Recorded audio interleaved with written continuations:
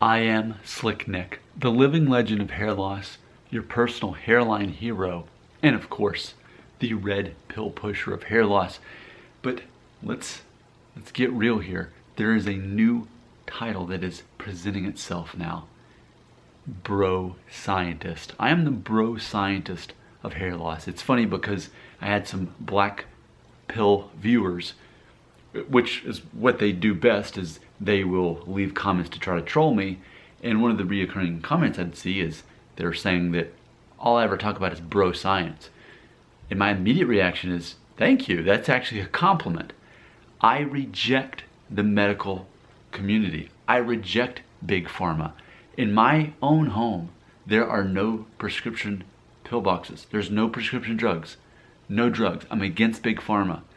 I do not need to find favor with the medical community.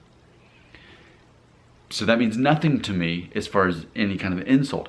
I only take it as a compliment that you are going to say that I'm a bro scientist. I have a doctorate in bro science. I am not a real doctor. I'm a random guy on the internet. And that's all I claim to be. It gives me more freedom of my speech. So what we're going to look at in this particular video, which is what largely inspired this, we are going to look at the 5 ways to predict if you are going to go bald. Now, I openly proclaim to be the first and really only person ever in the history of the world to introduce this knowledge, this bro science, that will help you accurately predict if you were going to go bald. Now, I do need to give a disclaimer first. I mentioned 5. I didn't mention 1. There's 5 of these things. You have to look at all of them. And the best out of 5 helps you determine that. So what you can't do is to take one out of the list that you feel like paying the most attention to and then trying to find an exception to the rule of that. So all 5, best out of 5. Are we clear on that? So let's go ahead and get to it. Now that we know you're looking at all 5, and notice there's not more than 5. So don't bring more things into this. Don't mention your dad being bald or not. Don't mention that you have hair that you find in the shower or on your pillow. Don't bring that up. If I don't mention it, if it's not part of these 5 things, it's not part of my bro science list. So let's get to work. The first thing, how old are you now? And by the way, let me make it very clear. Do not leave a comment on this video asking me if you're going to go bald. Tell me like a man whether you're going to go bald or not. I'm feeding you the answers. You tell me if you're going to go bald. Number 1, your age now. Compare that to age 35. Age 35 is basically the determinant factor whether you are going to go bald or not. Most men who go bald aggressively go bald leading up to age 35. And then after that, hair loss tends to pretty much kind of go away or be very, very slow after that. So for the most part, if you're aggressively bald or balding by age 35, that's the real question, the first question you should be asking yourself. So your age now, how old are you now? How many years left until you turn 35? That gives you a good indication on how much time you've got left to lose your hair, in essence. Not how much time do you have to keep your hair, but how much more time before you lose your hair. Because this is built into my system. It's impossible to prevent or cause hair loss. It's in your DNA. So how old are you now? Compare that to number 2. Here's number 2. How much hair you have now. I know those most sound like the same thing, but number 1, how old are you now?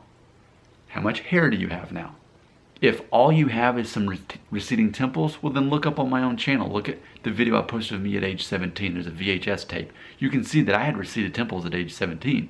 And now I'm closer to 40 than I am 39 at this point. And this is how much hair I have. And I haven't taken any pills or anything like that to stop it. I haven't had a hair transplant. So number 1, how old are you now? Number 2, how much hair do you have now? Or how much hair loss do you have now?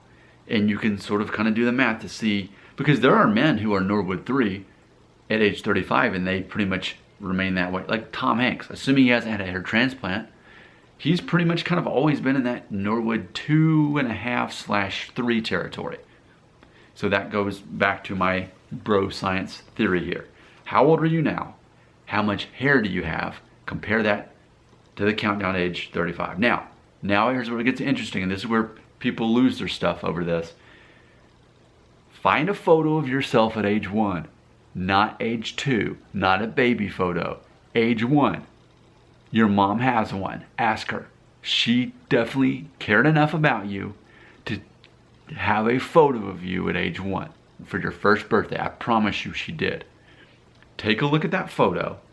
That is a projection of you at age 35. And yes, I invented this concept.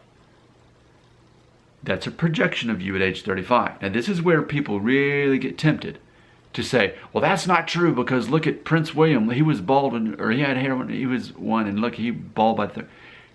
This is where people get tempted to look at the exceptions or to single out this one thing out of all 5 things. All 5 things matter, not just one. And if you want to look up on this channel, when I was 35, I made a video showing a photo of myself at age 1, and I compared it at age 35, and you can see it's the exact same kind of hairline. Okay, so number 3 is project what you will look like at age 35 by looking at a 1-year-old photo of yourself, and don't just focus on this one thing. We still got 2 more things. Number 4, could you grow a full connected beard by age 18? I could. By age 16, I had a full connected beard. In fact, in a couple of plays, I played Jesus, I played a wolf that was supposed to be, because I was one of the few people who could grow a full connected beard that happened to be black. If you can grow a full connected beard, and I say connected, your mustache connects down to the goatee part, and it connects all the way to your sideburns and across. Not a patchy situation, not a goatee situation, but a full beard. If you could grow a full beard by the age of 18, you're more likely to go bald.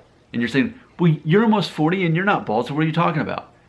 It's all 5 things. So out of the list, one of these I had a stack against me to go bald. But it's all 5 things, so let's end this video with the last one. Are you of Asian heritage or even Hispanic heritage? Because when you take a DNA test, if you're Hispanic like I am, you're going to have a decent amount of Native American DNA, which Native American is ultimately, by my own theory, the same as Asian. So for example, I'm about 22% Native American, according to my DNA test. I'm about a 5th Native American, therefore I'm about a 5th Asian by default. When I was in Thailand and Korea, I observed that the men there tended not to have much hair on their body, like I do. I'm a very hairy guy. But you would see men in their 50s, 60s, and 70s with at least this much hair. And I wasn't used to seeing that here in the United States. So I realized there's a connection there. And of course, where Hispanic people came from largely was from Asian people coming across the Bering Strait long ago. So, in review, all 5 things matter. How old are you now? How much hair do you have now? Compare that to age 35. Find a photo of yourself at age 1. That's your projection of you at 35 also. It all comes down to age 35. Then also, the last 2 are more about your DNA. Could you grow a full connected beard by age 18? If so, you're probably a hairy guy by default, which means you're more likely to go bald. And then lastly, do you have Native American or Asian DNA, which will help save you from going bald because men who are Asian are less likely to go bald. You look at all 5 things, you don't ask any other questions, you don't bring up any, well, what about this? If it's not part of the 5, don't even bring it up. Remember, your responsibility is not to ask me in the comments if you're going to go bald. It's not to ask me if you can send me a photo of yourself. And no, I'm not going to do that. You need to be a man. You need to grow up, answer these 5 questions, all 5, and then that will give you the answer. All 5. If you're going to leave a comment, it better be, hey, Nick, here's the answers to the 5 things, all 5. And Nick, I'm going bald. Or Nick, I'm not going bald. But don't ask me. Tell me. I am Nick Shell, Slick Nick, the bro scientist of hair loss.